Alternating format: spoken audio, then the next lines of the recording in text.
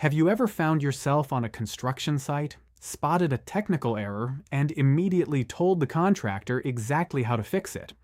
While that makes you a great engineer, it might actually cause you to fail the CAPM exam. This is the fundamental shift we call the civil mindset versus the PMI mindset. In the civil mindset, you are the builder. Your focus is on technical site problems and physical execution. If a rebar cage is tied incorrectly, your instinct is to fix it now. However, the PMI mindset views the project manager as an integrator. Instead of jumping into the technical weeds, the PMI PM focuses on process integration and stakeholder alignment. They ask, how does this error affect the budget? Does the change impact the schedule? Who needs to be informed? This leads us to the conflict. Many engineers fail their certification because they choose the fix-it-now answer. Remember this crucial exam trap. If an option suggests you should unilaterally fix a technical defect or bypass formal change control just to save time on site, it is always the wrong answer. Your role is to analyze systemic impacts before acting. Let's look at who else you'll be working with to maintain this high-level view.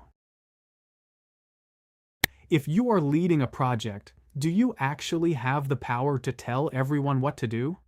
In the world of project management, the answer is often no. To understand why, we must look at the triad of leadership roles: the project manager, the functional manager, and the operations manager. Think of the project manager as the person delivering a specific temporary outcome, like a new suspension bridge. They are responsible for the holistic outcome, pulling resources across various silos. Standing next to them is the functional manager, the head of a department, like structural engineering. They provide the long-term oversight for the people in that unit.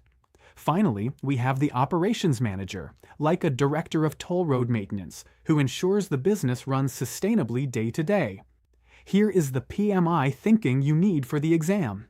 In a matrix organization, you as the PM rarely have formal authority over your team members. You can't just demand resources. Instead, you must use influence and negotiation to borrow professionals from the functional managers. Understanding these boundaries is the first step in expanding your sphere of influence. Imagine a stone dropped into a pond. The ripples extend far beyond the point of impact. As a project manager, your influence works exactly the same way. It starts at the center with the project. Here, your job is balancing competing constraints like time, cost, and quality to lead your core team toward a vision of success. But your work doesn't stop at the site fence. You must interact with the organization, which includes the PMO and sponsors who are sharing funding across multiple projects. Beyond that, you are influenced by the industry, where you must stay ahead of new product technologies, economic shifts, and sustainability requirements. Finally, you have the stakeholders, which includes everyone from external regulators and local communities to the eventual end users. This matters because a single delay in your tunnel project doesn't just stay in the project circle. It ripples outward, affecting capital funding for the whole organization and potentially triggering regulatory audits from external stakeholders. Seeing these connections is what separates a site boss from a true project leader. What makes a project manager top tier? It isn't just knowing how to read a blueprint. PMI defines professional excellence through the talent triangle, which consists of 3 dimensions: ways of working, power skills, and business acumen. Ways of working is your toolkit. It involves mastering predictive or waterfall methods, agile approaches, and design thinking to suit your physical project constraints. Next are power skills. These aren't soft skills, they are the hard-earned abilities of collaborative leadership, empathy, and communication used to inspire change. The third pillar is business acumen. This is your understanding of how your project aligns with macroeconomic trends and the broader organizational strategy. Hash, the CAPM exam assumes you already have technical engineering knowledge. What it's actually testing is your mastery of these three specific dimensions. A great PM doesn't just build a road. They understand the strategy behind why it was funded and use their power skills to align the community to support it. At the heart of all these skills is one master tool: communication. If you feel like you spend your entire day in meetings or on the phone, you're actually doing your job correctly. According to the 90% rule, top project managers spend nearly all of their time communicating. But there's a catch. Communication is not merely broadcasting information or giving orders. True communication is actively seeking to understand stakeholder needs. It is your primary tool for balancing conflicting goals and achieving consensus, even if you can't get everyone to agree 100% of the time. This is why you must strictly adhere to a predictable, clear, and tailored communication management plan. Hash. Look at the difference in mindset here. An engineer might say, "I am 100% focused on visually inspecting the concrete pour." That's a technical task. A PMI integrator, however, says, "I am ensuring the sponsor, site engineers, and safety regulators are all updated on the pour's impact." The integrator manages the flow of information to keep the project moving. This shift from doing to leading is the essence of management versus leadership. Are you a manager or a leader? To be successful, you must be both, but you must know when to switch hats. Management is about directing. It focuses on near-term goals, relies on systems, and is centered on doing things right, like enforcing PPE policies or administering known behaviors. Leadership, on the other hand, is about guiding. It focuses on long-range vision and inspires trust using relational power rather than just your title. Leadership is about doing the right things, such as championing a safety culture rather than just checking a box. While management asks how and when we will finish the bridge, leadership asks what and why we are building it in the first place. In practice, you manage the site logistics and the schedule, the things, but you lead the human beings who are executing the work. Depending on the situation, your leadership style will need to adapt. Not every project team needs the same kind of boss. As a PM, you need to be a chameleon when it comes to leadership styles. First, we have the servant leader. This person puts the team first, focusing on clearing roadblocks and providing autonomy. This is the gold standard for agile environments. Then there is the transformational leader, who inspires innovation and empowers the team to think creatively, even in standard civil practices. In contrast, the transactional style is more traditional. It focuses on specific goals, feedback, and rewards. You see this often in site subcontracting. Finally, there is laissez-faire, a hands-off style where you let a highly expert engineering team make their own technical decisions. Hash, here is a major exam tip. If a question describes a high-performing, self-organizing team facing a complex problem, don't look for answers that suggest taking charge or transactional control. Instead, look for servant leadership or facilitation answers. You are there to help them solve it, not solve it for them. Power is a sensitive topic, but in a matrix organization, it's your primary currency. There are 4 main types you'll use. Positional power is the simplest. It's the authority granted by your title. Expert power comes from your years of civil engineering experience and your certifications. Then we have referent power, which is gained through the respect and admiration others have for you. Finally, relational power comes from your ability to network and build alliances across your organization. This is how you get things done when you don't have a direct line of authority. Hash, be careful of the exam trap here. If you see an answer that involves using punitive or coercive power, like threatening to fire a subcontractor, or using pressure-based power, it is almost always the wrong answer. PMI favors expert, referent, and relational power. They want to see you influence others, not bully them. If there is one word you must remember for the CAPM, it is integration. Integration is the definitive responsibility of the project manager, and importantly, it cannot be delegated. You perform integration at 3 levels. First is the process level. This is managing how processes overlap. For example, knowing that a scope change request must immediately trigger a review of your schedule and costs. Second is the cognitive level, where you apply your personal experience and business acumen to adapt to site realities. Third is the context level, where you integrate modern elements like virtual teams or new technologies into your physical infrastructure project. Think of it this way.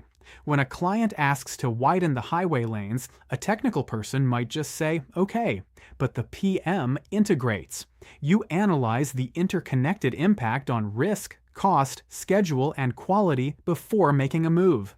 This is how you navigate the inherent complexity of large projects. Many people say, "This project is complex," but what does that actually mean? In PMI terms, complexity comes from 3 dimensions. First is system behavior, the way physical components interact, like how your drainage design impacts your grading timeline. Second is human behavior, the complex interplay between union workers, regulators, and suppliers. Third is ambiguity, the unknown unknowns, like discovering unmapped subterranean voids during excavation. The truth is that a project isn't complex on its own. It contains complexity that you must unpack. According to PMI thinking, you don't eliminate complexity, you manage it. When you face ambiguity, the logic is simple. Don't react blindly. Instead, assess the impact, document it, and engage your stakeholders. Let's look at a scenario where a PM fails this test by falling into the integration trap. This is perhaps the most common mistake for engineers moving into management. Imagine this situation. A routine inspection finds a critical structural flaw in your tunnel support beams. Your instinct, as a former structural engineer, is to personally recalculate the load-bearing requirements and issue a new design to the workers immediately. In the engineering world, you're a hero. In the PMI world, you've just fallen into the integration trap. By doing the work yourself, you have abandoned your role as the integrator to become a technical executor. The consequence? Unintegrated changes lead to uncontrolled scope creep, misaligned budgets, and potential quality failures elsewhere. The wrong move is personally solving the technical problem to save time. The PMI thinking move is to initiate the perform integrated change control process. You rely on subject matter experts for the technical fix while you manage the impact on the rest of the project. Let's practice an exam-style question. Suppose you are managing a $400 million airport runway expansion. You desperately need structural engineers from the central pool, but the functional manager is hesitant to release them because they have other priorities. You have no formal authority over this manager. Which type of power should you primarily rely on? Is it A, positional power, B, punitive power, C, relational and expert power, or D, pressure-based power? The answer is C. In a matrix structure, you lack formal positional authority over functional managers. PMI emphasizes using relational power, your networking, and expert power, your professional credibility, to influence how resources are allocated.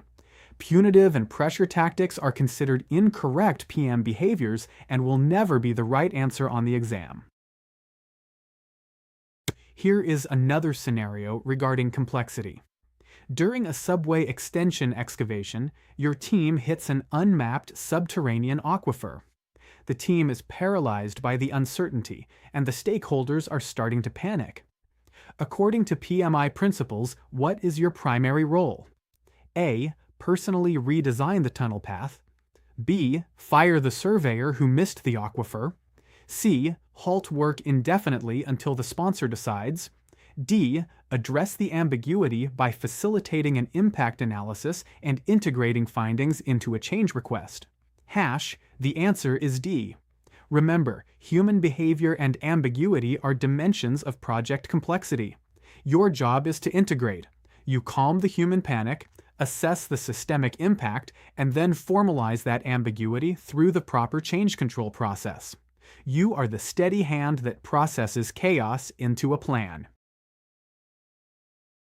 In a massive project, let's say a highway project with over 150 team members across design, grading, and environmental compliance, who is ultimately responsible for the holistic outcome?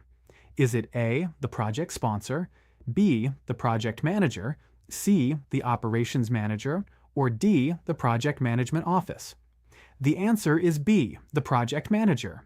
While the sponsor provides the why and the funding, the PM is explicitly responsible for what the team produces. You must take a holistic view of the team's isolated products, the bridge design, the environmental permits, the paving schedule, and coordinate them into a successful final outcome. You are the ultimate integrator. As we wrap up this look at the role of the project manager, let's anchor our mindset with 4 key points for Chapter 3. First, your ultimate role is that of an integrator and communicator, not a technical site boss. Second, remember the 90% rule. Spend your time communicating and seeking to understand, not just broadcasting orders. Third, keep the talent triangle in balance. Combine your delivery methods with business strategy and the power skills of influence. Fourth, distinguish between leadership and management. Manage the systems and the baseline, but lead the stakeholders and the vision. Before you select any answer on your exam, perform this final check. Am I reacting like an engineer trying to fix a physical site problem, or am I reacting like a PMI project manager evaluating and integrating a systemic change? If you can make that mental shift, you are well on your way to passing the CAPM.